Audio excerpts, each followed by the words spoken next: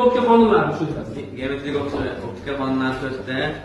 Ularning birinchisi to'g'ri chiziq bo'ylab tarqalish qonuni. To'g'ri chiziq bo'ylab tarqalish qonunida birinchi nuqta ham, ikkinchi nuqta ham bir-biriga teng bo'ladi.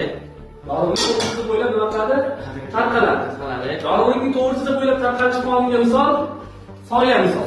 Ko'rganimizda quyoshdan tushganda daraxtning soyasini quyoshli kunlarda, to'g'rimi? Daraxtning soyasi, odamning soyasini ko'rganmiz, to'g'rimi? Demak, bu yorug'likning qaysi qonuni ekan? To'g'ri chiziq bo'ylab tarqalish qonuni. Keyingisi nima edi? Keyingisi mustaqillik qonuni bo'ladi. Yorug'likning mustaqillik qonuni. Mustaqillik qonuni ekan?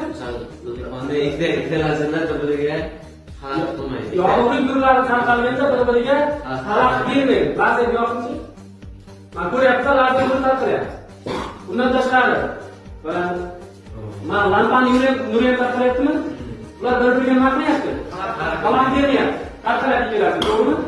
Bu mana yorug'likning nimasi ekan? Mustaqillik qonuni, ya'ni yorug'lik manbadan chiqayotgan yorug'lik nurlari tarqalayotgan vaqtda bir-biriga nima qilmaydi? Xalaqit bermaydi. Yana qaysi qonun bor edi? Yorug'likning sinish qonuni. Xo'p.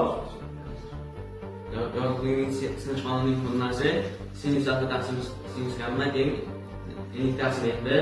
Xo'p. Yana qaysi qonun bor? Yorug'likning qaysi qonuni bor?